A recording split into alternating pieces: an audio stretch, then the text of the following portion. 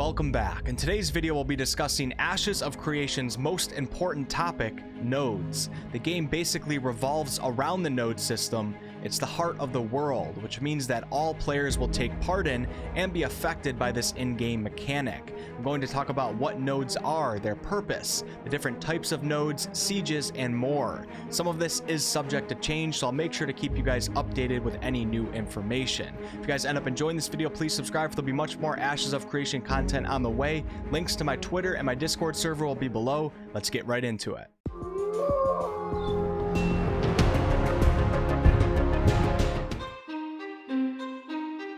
Nodes in Ashes of Creation are the foundation in the center of civilization. They are preset points in the world of Vera that start off as nothing but empty and uninhabited developmental areas, but can blossom into large metropolises. Players do not create or set these nodes, but instead their activity within a node's zone of influence will be weighted and counted towards that node's advancement. So questing, gathering resources, killing monsters, raiding, the typical MMO type stuff will not only help the player themselves, but also help the node in that area. But why would you want to help a node? Well, nodes are civilization. They are the places where players will get quests, craft, trade, purchase housing, and participate in a large variety of other services and activities that are essential for your MMO experience. As a node advances, the more complex and populated the development area becomes, which brings along with it more NPCs, buildings, shops, and more content in general, such as opening new raids and new world bosses, some of which are unique to a node. The surrounding geographic areas are also very much affected by a node stage. So an advanced strong node means a healthy, busy, well-fed population of warriors, adventurers, craftsmen, and economists, the types of players we all want to be. In Ashes of Creation, there will be 103 regular node locations at launch, and Alpha 1 will contain 9 of these. These nodes will be predetermined and will be the same across all servers, but that certainly doesn't mean that servers will all be the same in how they play out. In fact, most servers will be very different from each other, for a server's player base will be the determining factor in which nodes are advanced, a node's physical appearance through its architecture, and nodes can also be destroyed through node sieges. There's a lot of things that can happen.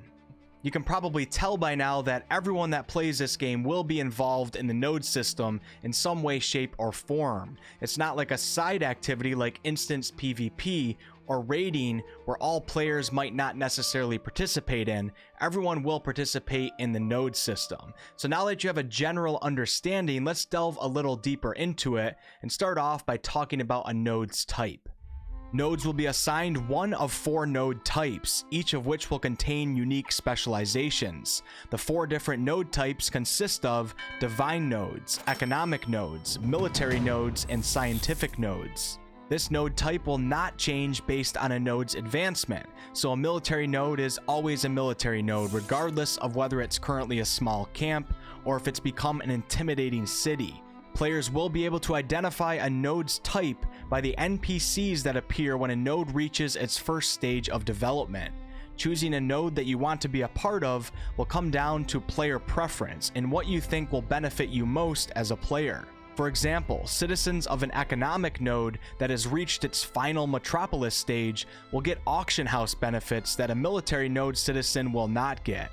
These benefits include things such as gaining access to other economic nodes' auction houses and getting worldwide sale prices. So if you're a player who loves to play the in-game economy, these extra benefits will certainly suit you well in your quest to take over everyone's coin purses. Players who love to PvP might want to help the advancement and become a citizen of a military node, for this type of node offers bounty hunting on corrupted players and also reduces the duration of your corruption. This is PvP focused benefits. Scientific nodes unlock teleportation between their metropolis and any of its vassal nodes, which are smaller nodes enslaved by the metropolis. This allows for these scientific citizens to do things much faster than citizens of other types of nodes, such as gathering crafting materials and exchanging goods and information at a quick pace. Divine nodes we currently have no information on, but they will certainly have their own benefits as well.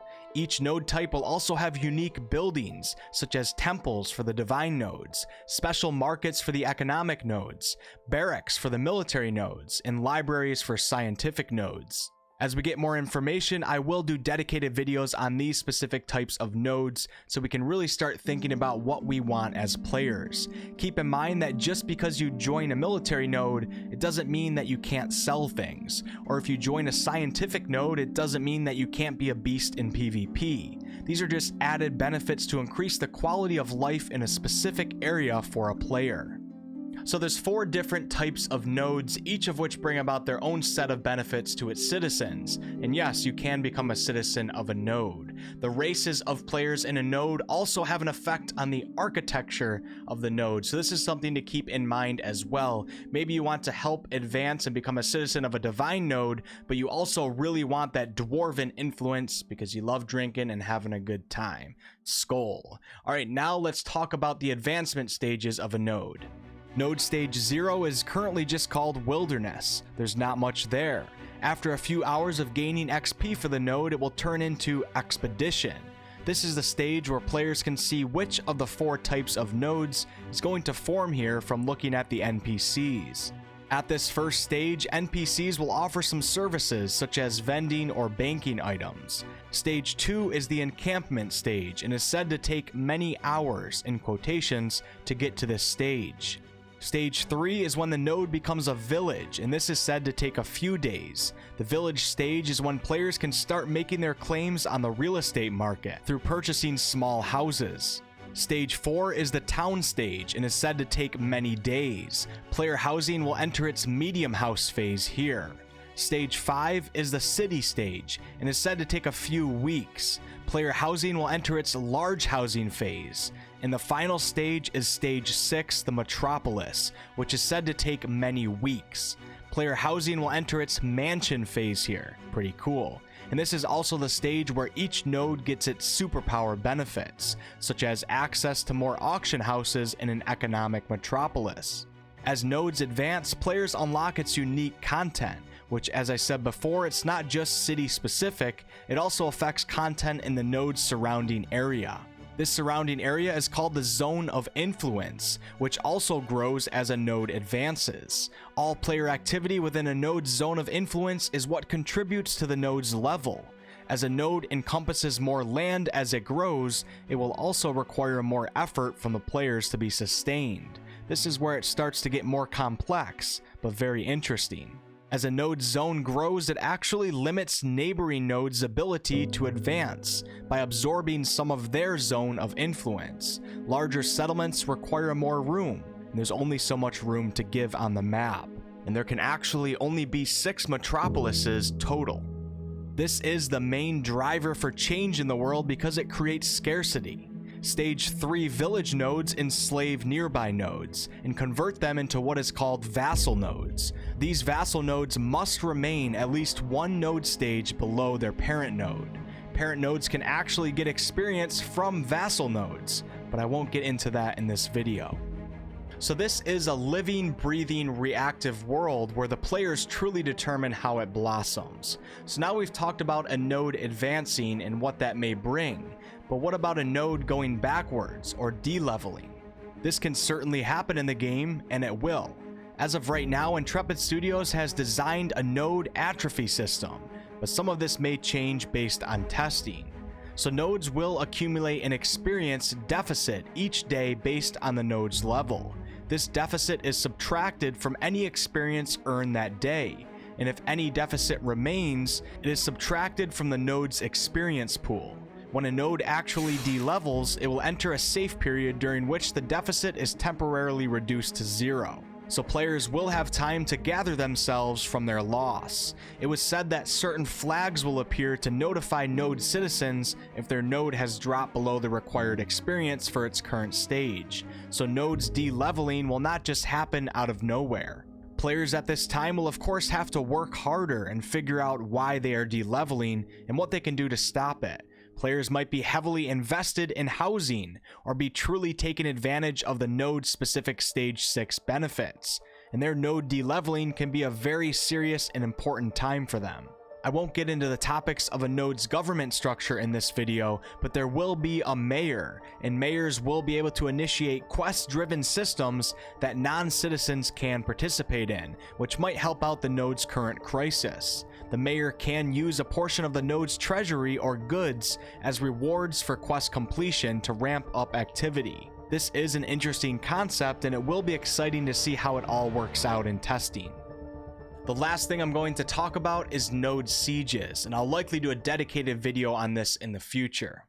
So nodes can be destroyed when they reach their village stage, which is stage 3, and this is through something called node sieges. A successful siege will destroy a node, reverting it all the way back to stage 0, the wilderness. This can be quite a change in the world for players, because players who are heavily invested into the destroyed node will lose their way of life temporarily, and may have to learn to adapt to a new way of life. Neighboring nodes might now have their chance to advance to all the glory of a full metropolis. Victors of the node siege will gain access to portions of loot that was stored in the node, such as in player housing and more.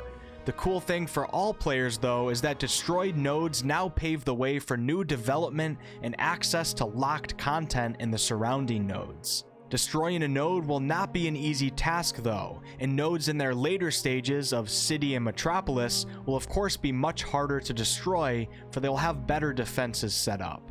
Node sieges can get as advanced as attackers targeting specific buildings with their siege weapons to disable service-oriented buildings for citizens of that node. There's even something called node wars, where node governments may declare war on another node and rally citizens to the cause. Doing so mutually flags citizens of warring nodes, including their allies, as combatants. There's really a lot to these node wars and sieges, and like I said, I'll do more in-depth coverage in the future. I think this whole node system is really cool, if it works, of course. One of the best things about this game so far, in my opinion, is how it strives to create communities within the servers. You might be one who doesn't like PvP, but I'm sure you love your mansion within the node, and you're probably willing to do whatever it takes to help out in the war effort, even maybe in a non-PvP way, to save your node, and therefore a really tight community probably will be created with a little bit of toxicity here and there. Thanks so much for watching, guys. If you guys ended up enjoying this video, please subscribe. What's my outro? Subscribe. I do all sorts of content on this channel, ranging from live streams Monday, Wednesday, Friday, sometimes Tuesday, Thursday, and also on the week. Oh my god. Comedy videos, class guides, lore videos, and much more. I'd love to see some of you guys on a future video. Until next time.